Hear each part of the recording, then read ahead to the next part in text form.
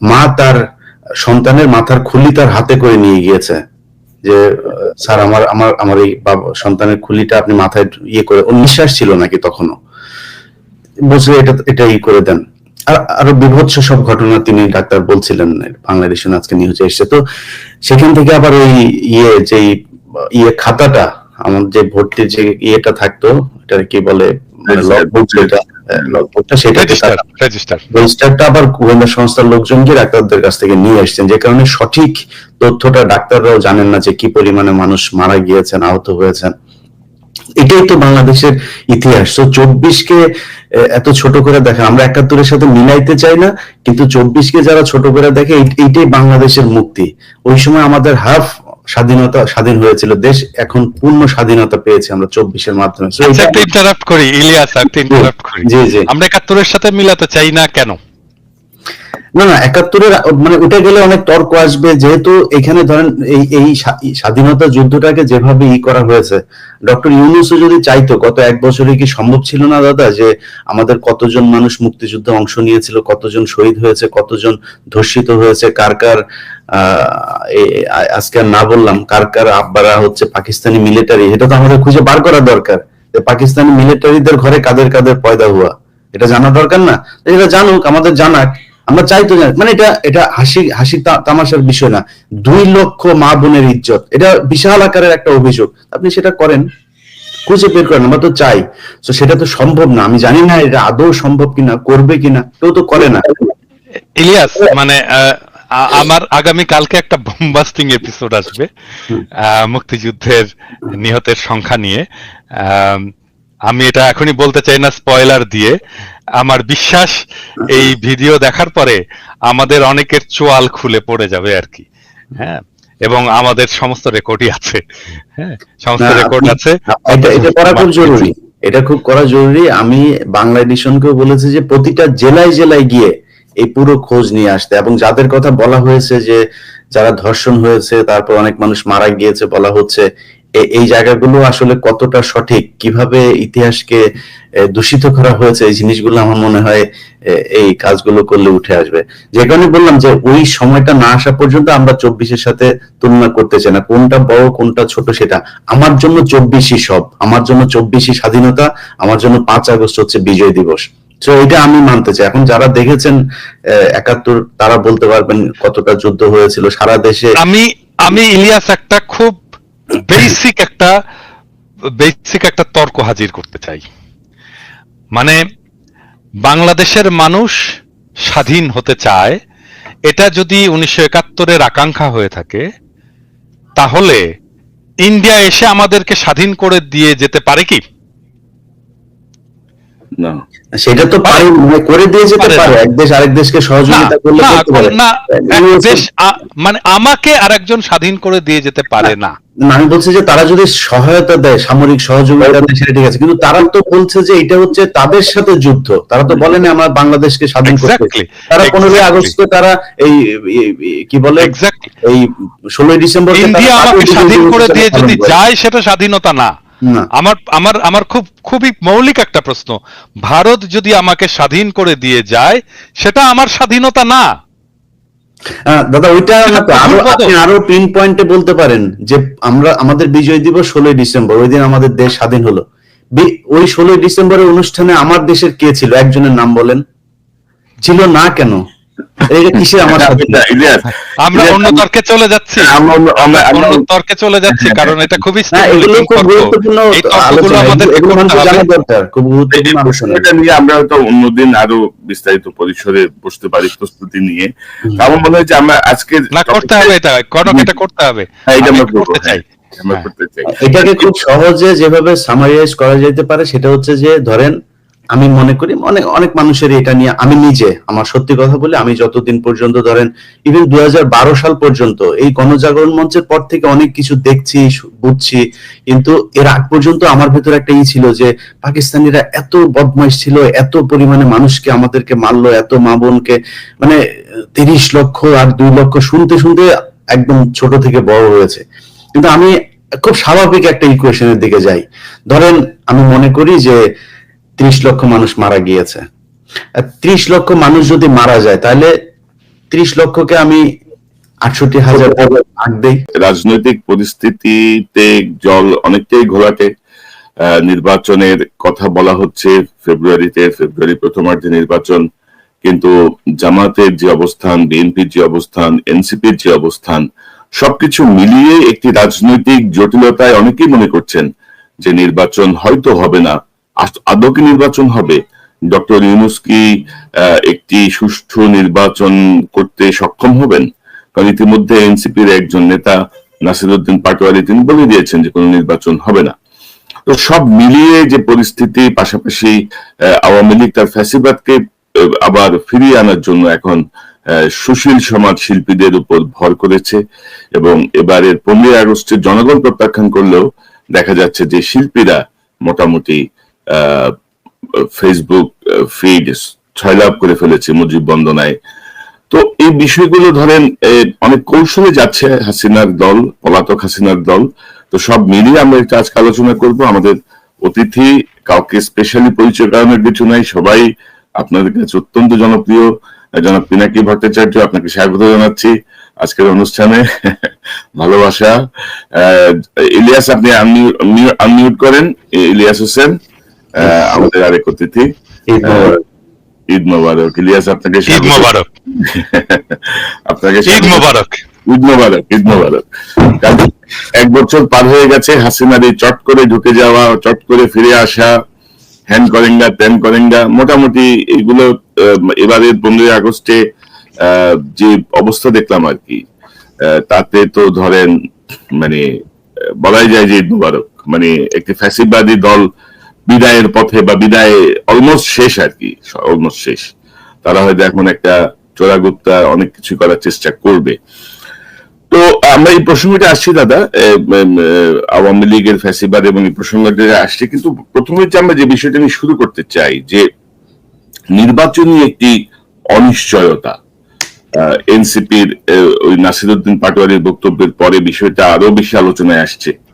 জামাত তার অবস্থানে পিয়ার লাগবে, এনসিপি তার অবস্থানে, এর মধ্যে আবার ধরেন জুলাই আন্দোলনে অংশ নেয়া প্রায় 60 জন প্রাইভেট পাবলিক বিশ্ববিদ্যালয়ের যারা নেতা ছিলেন তাদের বক্তব্য, তারা 4 দফা দাবি দিয়েছে। নতুন সংবিধান, গণপরিষদ নির্বাচন, এরকম 4টা দাবি আছে তাদের। তো সব মিলিয়ে আপনার কি মনে হয় নির্বাচন আসলে কোন দিকে? ডক্টর ইউনূস কি সক্ষম হবেন এই পরিস্থিতিগুলো মোকাবেলায়? প্রফেসর ইউনূসের প্রশাসনের সক্ষমতার ব্যাপারে তো প্রশ্ন আছেই, আর সেটা আমারও আছে যে আদৌ তিনি প্রস্তুতি সম্পন্ন করতে পারবেন কিনা। বিশেষ করে আইন শৃঙ্খলা পরিস্থিতির যে অবস্থা, পুলিশ বাহিনীর যে অবস্থা, তার পুলিশ বাহিনীর যে ইন্টারনাল মোটিভেশনের যে অবস্থা, সেটা সবকিছু মিলে নির্বাচন অনুষ্ঠানের মতো প্রস্তুতি উনার আছে কিনা সেটা একটা প্রশ্নের বিষয়। কিন্তু আমি যেটা ব্যক্তিগতভাবে মনে করি যে প্রফেসর ইউনূস নির্বাচনের যেই ডেডলাইন দিয়েছেন এবং রাজনৈতিক দলগুলো যে ডেডলাইনটা মেনে নিয়েছে, সেই ডেডলাইনকে সামনে রেখেই আমাদের আগানো উচিত, এবং সেটাই আমাদের লক্ষ্য হওয়া উচিত যেন নির্বাচনটা নির্বিঘ্নে ফেব্রুয়ারির মধ্যেই সম্পন্ন হয়ে যায়। সেটা আমাদের সকলের চাওয়া উচিত। কিন্তু এটা আসলে করতে পারবেন কিনা এটা আমি জানি না। এটা কিভাবে এগোবে, সামনের দিনগুলোতে কিভাবে এই পরিস্থিতিটা অগ্রসর হবে, সেটার উপরে ডিপেন্ড করবে যে উনি আসলে এটা এগোতে পারবেন কিনা। প্রথম যে বিষয়টা নিয়ে ওনাকে নজর দিতে হবে সেটা হচ্ছে যে উনি কিভাবে নির্বাচনটা করবেন। আমার একটা প্রস্তাব ছিল নির্বাচন অনুষ্ঠানের জন্য, সেটা হচ্ছে যে নির্বাচন যদি আমি একই দিনে সারা দেশে করতে চাই, সেটা প্রবাবলি সম্ভব হবে না। আমি বলেছিলাম যে এটা ভাগ ভাগ করে ধাপে ধাপে তাহলে আমি আমার রিসোর্সটাকে, আমার আইন শৃঙ্খলা বাহিনীকে একটা জায়গায় মোবিলাইজ করতে পারতাম, নির্বাচন কমিশনকে একটা জায়গায় মোবিলাইজ করতে পারতাম, প্রশাসনকে একটা জায়গায় মোবিলাইজ করতে পারতাম। আমি সেখানে সর্বাঙ্গ সুন্দরভাবে সেই নির্বাচনটা করে সিলগালা করে আমি ব্যালট বাক্সগুলো রেখে দিলাম, তারপরে আমি নেক্সট জায়গায় গেলাম। এইভাবে একটা দীর্ঘ সময় ধরে ইন্ডিয়াতে এভাবে ইলেকশন হয়, তাহলে হয় আমাদের নির্বাচনটাকে আমরা শান্তিপূর্ণভাবে এবং সুশৃঙ্খলভাবে সম্পন্ন হয়তো করতে পারবো। আমি জানি না এই পরিকল্পনা ওনারা নিচ্ছেন কিনা। আমি একমাত্র দেখি যে নির্বাচন সম্ভব যদি ধারাবাহিকভাবে বিভিন্ন সেন্টারে এইভাবে নির্বাচন করে একটা নির্দিষ্ট সময় ধরে নির্বাচন করে নির্বাচনটা সম্পন্ন করা যায়। কারণ আমাদের যে নাম্বার অফ সেন্টার আর আমার যে আইন শৃঙ্খলা রক্ষাকারী বাহিনীর সংখ্যা, এই দুইটা তো এক না। মানে তাহলে দেখা যাবে আমি একটা সেন্টারে হয়তো 2 জন বা 3 জন আইন শৃঙ্খলা রক্ষাকারী সমিতির সদস্যদেরকে দিতে পারবো। তাহলে তারা কি সেখানকার আইন শৃঙ্খলা রক্ষা করতে পারবে? এটা সম্ভব? এটা তো সম্ভব হবে না। এবং দাদা বাস্তব অবস্থায় আমি যদি দেখি যে ইলেকশন কমিশন, মানে আমি তো দেখছি যে তারা ড্রোন কিনবেন নির্বাচন কেন্দ্র পর্যবেক্ষণের জন্য, তারা বডি ক্যাম কিনবেন, মানে খরচের ধান্দা। আর এটা কি হবে? আপনি ড্রোন দিয়ে দেখলেন আর কি, দেখে কি করবেন? তারপরে কি হলো? মানে আপনি বডি ক্যাম দিলেন আর কি, তারপরে কি? মানে এটা তো ধরেন এখন যে অবস্থা, তো এটা নিয়ে আমরা আসি। ইলিয়াস, আপনি কি মনে করেন ডক্টর ইউনূসের এই নির্বাচনের সক্ষমতা বা নির্বাচন নিয়ে আপনি কি মনে করেন? পরিস্থিতি কি? কোন ভাই ধরেন নির্বাচন নিয়ে এক একজন এক এক কথা বলে। আপনি নির্বাচন ছাড়া ডক্টর ইউনূস কি সারা জীবন থাকবে ক্ষমতায়? মানে এটা তো শেখ হাসিনা না, তাই না? এবং আমার মনে হয় না যে শেখ হাসিনার মতো করে গায়ের জোরে কেউ নির্বাচন ছাড়া বাংলাদেশে থাকার চেষ্টা করবে। ডক্টর ইউনূসের তো সেই ইচ্ছা নাই। অন্য কেউ ভবিষ্যতে চেষ্টা করবে, আমার মনে হয় এটা অদূর ভবিষ্যতে বাংলাদেশের ইতিহাসে আর সম্ভব না। বাংলাদেশের ইতিহাস অন্যভাবে লেখা হয়ে গিয়েছে এবং বাংলাদেশের মানুষ বুঝিয়ে দিয়েছে যে আমরা লড়াই করতে পারি। এই ধরনের লড়াই নিকট অতীতে পৃথিবীর, বাংলাদেশ তো বহু পরের কথা, পৃথিবীর ইতিহাসে কোথাও ঘটে নাই। একজন মানুষকে, আমি নিজে আমার কথা বলি, আমার বন্ধু হোক, আমার ভাই হোক, আর যেই হোক, আমার সামনে তার বুকে গুলি করছে আর আমি তাকে ধরে তারপরে নিয়ে আসবো, এই সাহস বোধহয় আমার হবে কিনা আমি জানি না। এটা বাংলাদেশের মানুষ দেখিয়েছে। এবং আজকে বাংলা এডিশনে একটা নিউজ গিয়েছে, আপনি ঢাকা মেডিকেলের কয়েকজন ডাক্তারের বক্তব্য নিয়ে, যে ওই সময় কি হতো, জুলাইয়ের ওই সময় যে মানুষ যখন যেত, একজন মা তার সন্তানের মাথার খুলি তার হাতে করে নিয়ে গিয়েছে, যে স্যার আমার এই সন্তানের খুলিটা আপনি মাথায় ইয়ে করে, ও নিঃশ্বাস ছিল নাকি তখনও, বলছে এটা ই করে দেন। আর আরো বিভৎস সব ঘটনা তিনি ডাক্তার বলছিলেন, বাংলাদেশে আজকে নিউজে এসছে। তো সেখান থেকে আবার ওই খাতাটা, আমার যে ভর্তির যে ইয়েটা থাকতো, এটা কি বলে, রেজিস্টারটা আবার গোয়েন্দা সংস্থার লোকজন গিয়ে ডাক্তারদের কাছ থেকে নিয়ে এসছেন, যে কারণে সঠিক তথ্যটা ডাক্তাররাও জানেন না যে কি পরিমাণে মানুষ মারা গিয়েছেন, আহত হয়েছেন। এটাই তো বাংলাদেশের ইতিহাস। তো 24-কে এত ছোট করে দেখে, আমরা 71-এর সাথে মিলাইতে চাই না, কিন্তু 24-কে যারা ছোট করে দেখে, এইটাই বাংলাদেশের মুক্তি।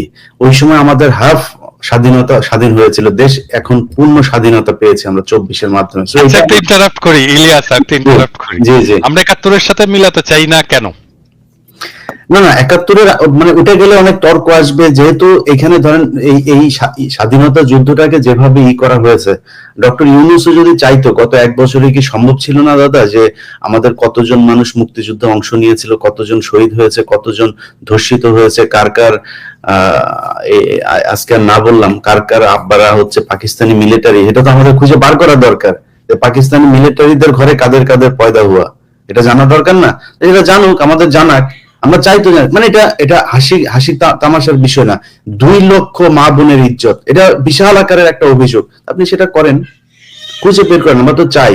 তো সেটা তো সম্ভব না, আমি জানি না এটা আদৌ সম্ভব কিনা, করবে কিনা, কেউ তো করে না। ইলিয়াস, মানে আমার আগামী কালকে একটা বোমবাস্টিং এপিসোড আসবে মুক্তিযুদ্ধের নিহতের সংখ্যা নিয়ে। আমি এটা এখনই বলতে চাই না স্পয়লার দিয়ে। আমার বিশ্বাস এই ভিডিও দেখার পরে আমাদের অনেকের চোয়াল খুলে পড়ে যাবে আর কি। হ্যাঁ, এবং আমাদের সমস্ত রেকর্ডই আছে। হ্যাঁ, সমস্ত রেকর্ড আছে। এটা করা খুব জরুরি, এটা খুব করা জরুরি। আমি বাংলা এডিশনকেও বলেছি যে প্রতিটা জেলায় জেলায় গিয়ে এই পুরো খোঁজ নিয়ে আসতে, এবং যাদের কথা বলা হয়েছে যে যারা ধর্ষণ হয়েছে, তারপর অনেক মানুষ মারা গিয়েছে বলা হচ্ছে, এই জায়গাগুলো আসলে কতটা সঠিক, কিভাবে ইতিহাসকে দূষিত করা হয়েছে, এই জিনিসগুলো আমার মনে হয় এই কাজগুলো করলে উঠে আসবে। যে কারণে বললাম যে ওই সময়টা না আসা পর্যন্ত আমরা 24-এর সাথে তুলনা করতে চাই না, কোনটা বড় কোনটা ছোট সেটা। আমার জন্য 24-ই সব, আমার জন্য 24-ই স্বাধীনতা, আমার জন্য 5 আগস্ট হচ্ছে বিজয় দিবস। তো এটা আমি মানতে চাই। এখন যারা দেখেছেন 71, তারা বলতে পারবেন কতটা যুদ্ধ হয়েছিল সারা দেশে। আমি আমি ইলিয়াস একটা খুব বেসিক একটা তর্ক হাজির করতে চাই।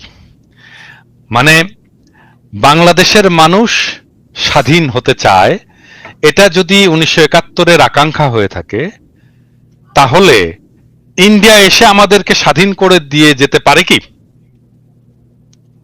না, সেটা তো পারে, মানে করে দিয়ে যেতে পারে না। পারে, এক দেশ আরেক দেশকে সহযোগিতা করলে না, করতে পারে। না, এক দেশ মানে আমাকে আরেকজন স্বাধীন করে দিয়ে যেতে পারে না। না, আমি বলছি যে তারা যদি সহায়তা দেয়, সামরিক সহযোগিতা দেয়, সেটা ঠিক আছে, কিন্তু তারা তো বলছে যে এটা হচ্ছে তাদের সাথে যুদ্ধ। তারা তো বলেনি আমরা বাংলাদেশকে স্বাধীন করতে। Exactly, তারা 15 আগস্টে তারা এই কি বলে, Exactly. এই 16 ডিসেম্বর ইন্ডিয়া আমাকে স্বাধীন করে দিয়ে যদি যায়, সেটা স্বাধীনতা না। না।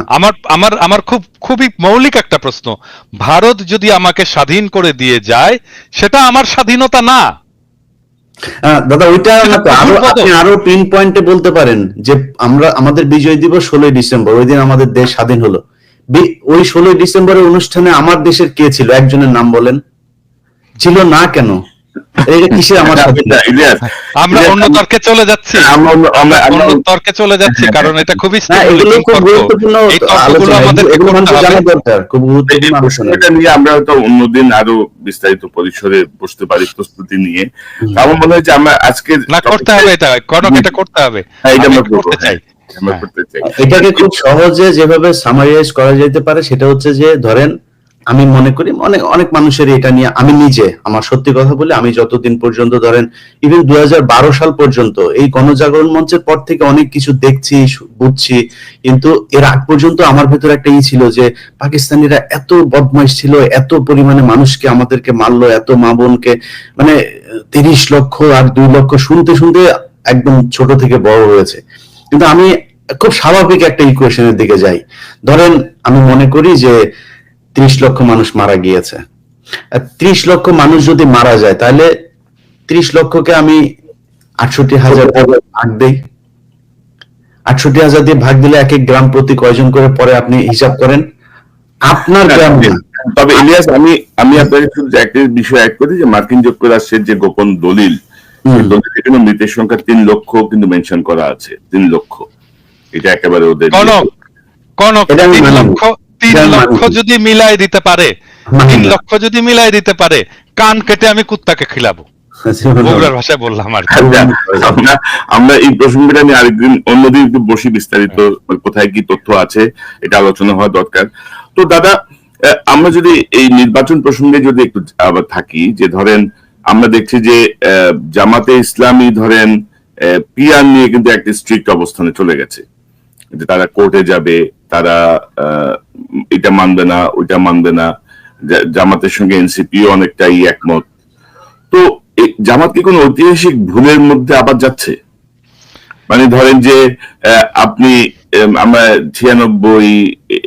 86 একটা ঘটনা দেখলাম, 91-তে বিএনপির সঙ্গে জোটবদ্ধ ছিলেন, 96-তে এসে আবার বিএনপির বিরুদ্ধে মাঠে নামলেন, গত 16 বছর ধরে একসঙ্গে আন্দোলন করলেন। বিএনপি জামাত একটা মানে প্রবাদ, মানে প্রেজ ওয়ার্ড হয়ে গেছিল না, যে আমাদের একটা ইয়ের মতো। তা এখন এসে দেখা গেল যে ইয়ের পরপরই দেখা গেল যে দুজনের মধ্যে বিশাল দ্বন্দ্ব। তো মানে বিএনপি ভুল করছে, জামাত ভুল করছে, মানে এটা তো হওয়ার কথা ছিল না আর কি, না? যে ফ্যাসিবাদ বিরোধী যে শক্তিটা, এদের মধ্যে একটা ঐক্য দরকার ছিল। হঠাৎ করে কোথায় খেলা হচ্ছে, কি মনে করেন আপনি? না, এখানে তো অনেকগুলো প্রশ্ন করলেন। আপনি যদি পিআর এর প্রশ্নটা বলেন, পিআর প্রসঙ্গে আমার ভেরি স্পেসিফিক পলিটিক্যাল স্ট্যান্ড আছে, এবং আমি পিআর ইস্যু নিয়ে 2টা এপিসোড অলরেডি করেছি।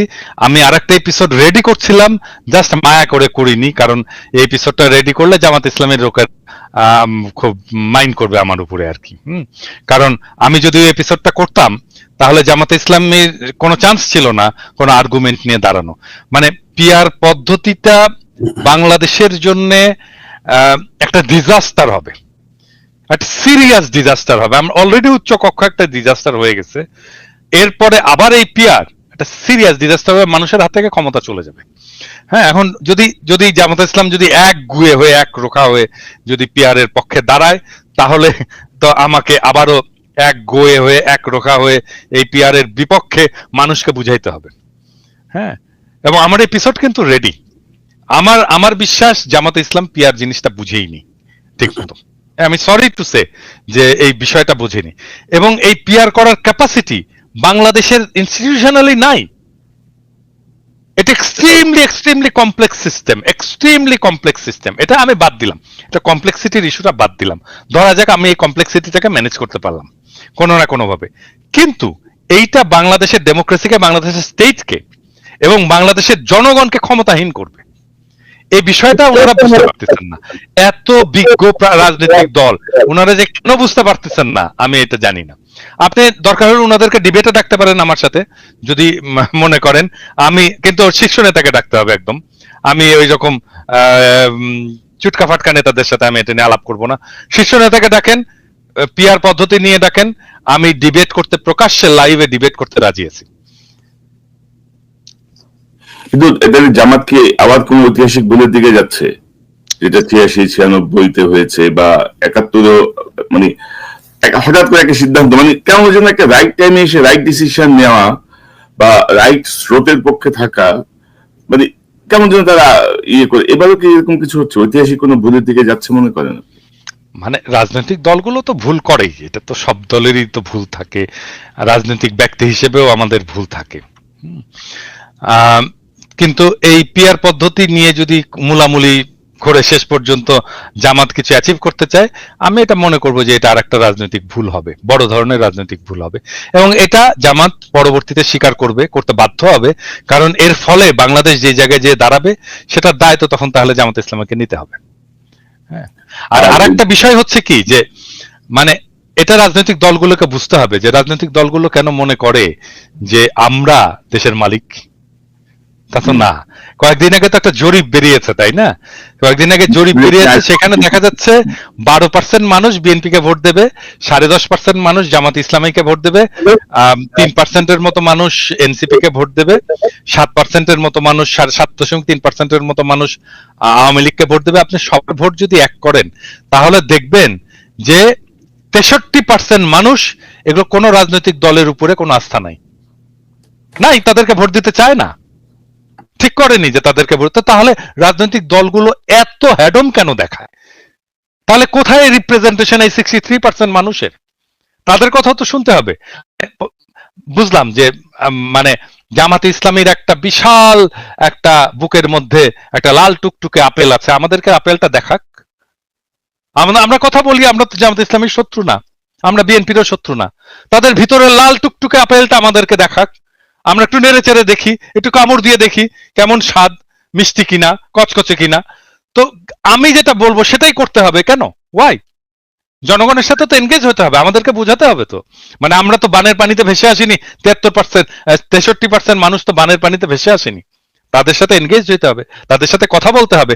এমনকি তাদের পক্ষ হয়ে যারা কথা বলে বলে মনে করে মানুষ, তাদের সাথে কথা বলুক। আপনি, আমি, কনক, আমাদের 3 জনের সাথে কথা বললেও তো একটা সেকশন অফ পিপলকে তারা কভার করতে পারে, পারে না? এখন তারা বলতে পারে আপনারা কি রাজনৈতিক দল, মানে আপনারা যে রিপ্রেজেন্ট করেন তার গ্যারান্টি কি? মানে আমরা যদি জনগণের কণ্ঠস্বর নাই হইতাম, আমাদের পাছায় লাথি দিয়ে পাবলিক চলে যেত, পরের দিন চলে যেত। ওটা এমনিতেই দেখা যায়, আমাদের ভিডিওর ভিউয়ে দেখা যায়, আমাদের সাবস্ক্রিপশনে দেখা যায়, আমার ফেসবুকের লেখায় দেখা যায়। পাবলিক এমনি দেখাই দিত যে আমরা এদেরকে চাই না, এদেরকে পছন্দ করি না, আমরা এদের সাথে নাই। কারো মনে না হলে এটা সরাসরি বলুক, তারপরে দেখা যাবে না। হ্যাঁ, সেটাই না। এখানে ধরেন এই জরিপটা কিন্তু আরেকটা জিনিস ইন্ডিকেট করছে যে একটা সময় ছিল না যে এবার ধানের শীষের জোয়ার, এবার দাঁড়িপাল্লার জোয়ার, এবার নৌকার জোয়ার, অর্থাৎ মার্কা থেকে মানুষের মন সরে গেছে। কিন্তু একদম এটা কিন্তু তো মানে আমার মনে হয় যে রাজনৈতিক দলগুলোরও চিন্তা করার বিষয় আছে। কিন্তু এই মুহূর্তে ধরেন বিএনপি, জামাত, এনসিপি এই যে এতদিন ঐক্যবদ্ধ থেকে হঠাৎ করে তারা কেন এত বিভাজিত হয়ে পড়লো, এটাও কিন্তু একটা মানে প্রশ্ন জনগণের কাছে। ইলিয়াস, আপনি কি মনে করেন এই যে জামাত কি কোনো ঐতিহাসিক ভুল করতেছে আবারও, বা এই যে বিভাজনটা? দাদা তো ওই অ্যাঙ্গেলে কথা বললোই, আমি ওইটাতে আর না যাই, আমি একটু ঐক্যের কথা বলি ভাই। হচ্ছে যে প্রথমেই 15ই আগস্টে বিএনপির এবার যে ভূমিকা ছিল এটার জন্য বিএনপিকে অনেক ধন্যবাদ। এই একই ধরনের ভূমিকাটা জামাত ইসলামও নিতে পারতো। আমার বিশ্বাস যে তারা মাঠে ছিল, কিন্তু সরাসরি কেন আসে না সেটা আমরা জানি না। একটা কথা